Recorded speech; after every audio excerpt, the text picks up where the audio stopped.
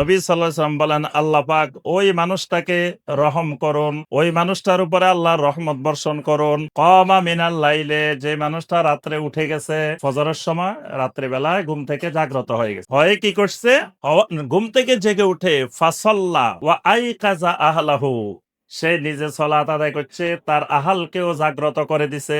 সে নিজে তো সলাত আদায় করছে করছে, তার আহালকেও জাগাই দিছে। আই কাজা আহালাহু, তার আহালকেও জাগাই দিছে। এখন আহাল উঠতে চায় না, কয়, এই স্ত্রীটা ডাকে, এই উঠো না রে, উঠো না রে, নামাজের টাইম চলে যেতেছে, উঠো না, এই উঠে না। আল্লাহ রসুল কয়, তারপরে স্বামী কি করে যায়, যদি উঠতে একটু গড়িমসি করে, নাদেজাফি ওয়াজহি হালমা, হালকা করি চেহারার উপরে, মুখের উপরে পানি ছিটাই, আবার একবারে কলসের পানি ডালি দে না, নাদেজাফি ওয়াজহি হালমা, হালকা করে পানি ছিটাই দে।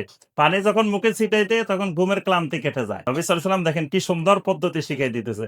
এটাতে স্ত্রী রাগও করবে না, তারপরে আবার ঘুম থেকে উঠিও যাবে। কিন্তু আপনি বেশি পানি ডালি দিলে, শীতের দিনে যদি ডালি দেন, তাহলে অবস্থা কিন্তু খুব খারাপ। এই জন্য নবী সাল্লাল্লাহু আলাইহি ওয়াসাল্লাম বলছেন, সামান্য পানি ছিটাই দিন। এই স্বামীর জন্য নবী সাল্লাল্লাহু আলাইহি ওয়াসাল্লাম দোয়া করছেন, আবার ওই স্ত্রীর জন্য দোয়া করছেন, রাহেম আল্লাহু ইমরাতান, ওই নারীর উপরও আল্লাহর রহমত বর্ষণ করুন, যেই নারী কামাত মিনাল লাইলে, রাত্রে বেলায় উঠে গেছে, আগে উঠে গেছে, স্বামীর আগে মহিলা উঠে গেছে, স্ত্রী উঠে গেছে। দেখবেন অনেক স্ত্রীরা স্বামীর আগে উঠে, উঠে তারপরে স্বামীকে জাগায়, ছেলেকে জাগায়, মেয়েকে জাগায়। নবী সাল্লাল্লাহু আলাইহি ওয়াসাল্লাম ওই স্ত্রীর জন্য, ওই মহিলার জন্য দোয়া করছেন।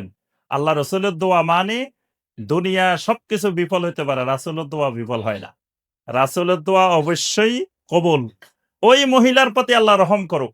কোন মহিলা রাত্রিবেলায় ঘুম থেকে উঠছে, উঠে ফাসাল্লাত, সালাত আদায় করছে, ওয়া আইকাজাত আহলাহা, এবং তার আহালকে, তার পরিবারকে, তার স্বামীকে সেই জাগায় দিছে।